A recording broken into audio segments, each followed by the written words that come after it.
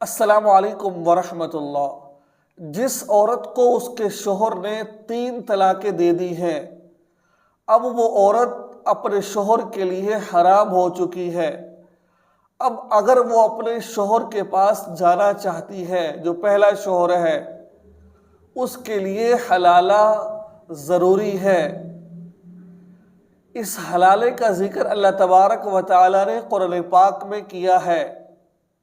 اللہ تعالیٰ کو پتہ تھا کہ بعد میں لوگ آ کر اعتراض کریں گے، اللہ نے اس کا ذکر قرآن پاک میں کر دیا، رسول اللہ صلی اللہ علیہ وسلم نے حدیث میں کر دیا۔ بغیر حلالے کے 3 طلاقوں کے بعد کوئی عورت اپنے سابقہ شوہر کے پاس نہیں جا سکتی، لیکن لوگوں نے حلالہ سمجھنے میں غلط فہمی کا شکار ہو گئے ہیں۔ حلالے کا حکم نہیں دیا قرآن پاک نے، اللہ کے نبی نے حلالے کا حکم نہیں دیا ہے، بلکہ ایک طریقہ بتایا ہے۔ اگر تم پہلے شوہر کے پاس جانا چاہتی ہو تو ایک یہ طریقہ ہے کہ آپ اس طریقے سے پہلے شوہر کے پاس جا سکتی ہو، اس کے علاوہ کوئی اور طریقہ نہیں ہے۔ ایسا نہیں ہے کہ آپ کسی کو کھانا کھلا دیں تو آپ پہلے شوہر کے لیے حلال ہو جائیں گی، روزے رکھ لیں تو پہلے شوہر کے لیے حلال ہو جائے گی، نہیں، اس کا طریقہ حلالہ ہی ہے، اور حلالے کے اندر ہم بسری شرط ہے۔ اللہ تعالیٰ قرآن پاک میں سورہ بقرہ کے اندر 2 پارہ آیت نمبر 230 میں، غالباً 230 میں اللہ تبارک و تعالی ارشاد فرماتے ہیں، فَإِن طَلَّقَهَا فَلَا تَحِلُّ لَهُ مِن بَعْدُ حَتَّى تَنكِحَ زَوْجًا غَيْرَهُ۔ اللہ فرماتے ہیں، اللہ تبارک و تعالی اگر کسی عورت کو اس کے شوہر نے طلاق دے دی ہے، یعنی کہ 3 طلاقیں دے دی ہیں، تو کیا فرمایا؟ حَتَّى تَنكِحَ زَوْجًا غَيْرَهُ۔ آپ ذرا تفسیر اٹھا کے دیکھیے، معارف القرآن اٹھا کے دیکھیے، کوئی بھی تفسیر اٹھا کے دیکھیے، اس کا ترجمہ دیکھیے، حَتَّى تَنكِحَ زَوْجًا غَيْرَهُ۔ جب تک وہ عورت کسی دوسرے مرد سے نکاح نہیں کر لیتی تو وہ پہلے شوہر کے لیے حلال نہیں ہوگی۔ اللہ تبارک و تعالیٰ خود قرآن پاک میں فرما رہے ہیں۔ آگے آتا ہے، ایک حدیث میں آتا ہے، صحیح بخاری کی حدیث ہے، یہ صحیح بخاری، قرآن پاک کے بعد مرتبہ بخاری کا ہے، بخاری کی حدیث ہے۔ رفاع قرظی رضی اللہ تعالیٰ عنہ کی بیوی اللہ کے نبی کی خدمت میں حاضر ہوئی اور کہا کہ یا رسول اللہ، مجھے میرے شوہر نے 3 طلاقیں دے دی، تو میں نے عبد الرحمن بن زبیر قرظی رضی اللہ عنہ سے نکاح کر لیا، لیکن وہ نامرد ہے۔ اشارہ کر کے فرمایا کہ یا رسول اللہ، اس طرح ہے ان کا، اس طرح۔ یہ مسئلہ کون پوچھ رہی ہے؟ ایک صحابیہ پوچھ رہی ہے، کس سے؟ رسول اللہ صلی اللہ علیہ وسلم سے۔ آج اگر ہم مسئلہ بتائیں، اس طرح کا لوگ کہتے ہیں بے حیائی پھیلا رہے ہیں۔ فرمایا کہ رسول اللہ اس طرح ہے، یعنی کہ نامرد ہے۔ تو آپ صلی اللہ علیہ وسلم نے فرمایا، صحیح بخاری کی حدیث ہے، کہ آپ اس وقت تک پہلے شوہر کے لیے حلال نہیں ہو سکتی جب تک آپ کو دوسرا شوہر سے آپ ہم بستری نہ کر لو، وہ تمہارا مزہ اور تم اس کے مزہ نہ لے لو۔ یاد رکھیے، اس کے اندر ہم بستری ضروری ہے، ایک دوسرے کا مزہ جو میاں بیوی کا تعلق ہوتا ہے منی اندر نکالنا ضروری نہیں ہے۔ وہ اگر کوئی شرعی عذر ہے تو پھر آپ نکال سکتے ہیں، ٹھیک ہے۔ میں نے جیسے پہلے آپ سے کہا کہ حلالہ کرنا کوئی واجب اور فرض نہیں ہے، ایک طریقہ بتایا ہے کہ پہلے شوہر کے پاس آنے کے لیے۔ روح المعانی میں لکھا ہوا ہے کہ کیا لکھا ہوا ہے کہ اگر عورت پہلے شوہر کے پاس جانا چاہتی ہے تو دوسرا نکاح کرنا ضروری ہے۔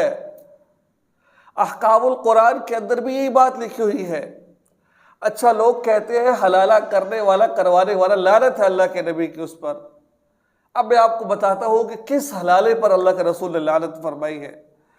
یہ روایت ترمذی کے اندر روایت موجود ہے، حسن صحیح ہے روایت، یہ صحیح حدیث ہے، یہ جلد نمبر 1 صفحہ نمبر غالباً 133 ہے، جس میں یہ حدیث آتی ہے حلالہ کرنے اور کروانے والے پر لعنت ہے۔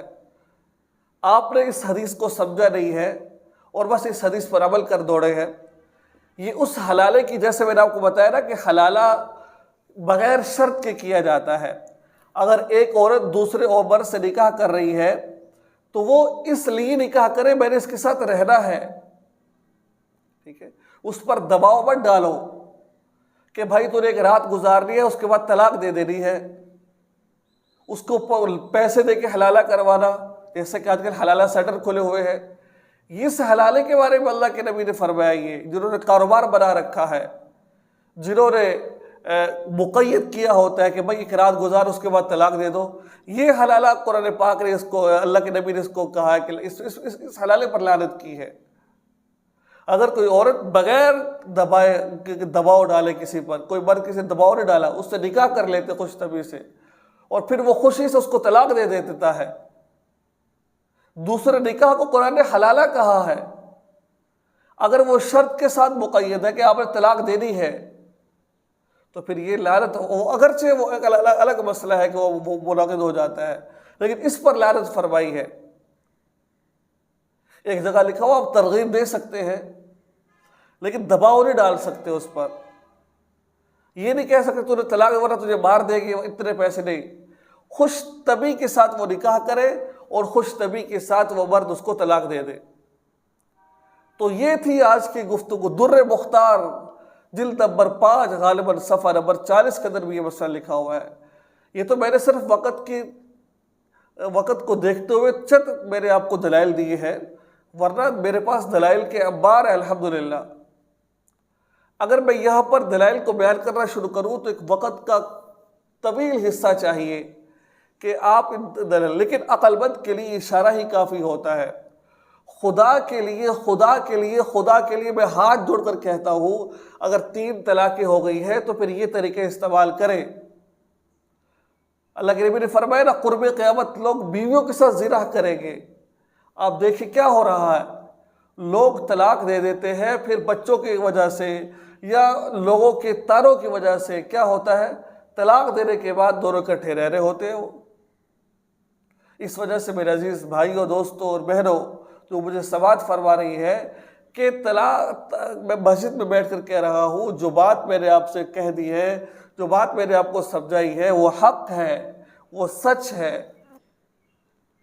آج کہتے ہیں کہ بھائی ایسے ہو گیا، ایسے ہو گیا، تم قرآن پاک سے زیادہ جانتے ہو۔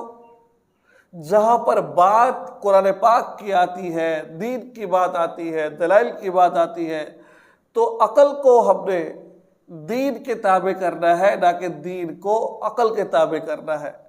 عقل میں آئے نہ آئے ہم نے تو اس کو ماننا ہی ماننا ہے۔ اللہ تبارک و تعالیٰ سے دعا ہے اللہ تعالیٰ ہم سب کو عمل کی توفیق عطا فرمائے۔ وآخر دعوانا ان الحمد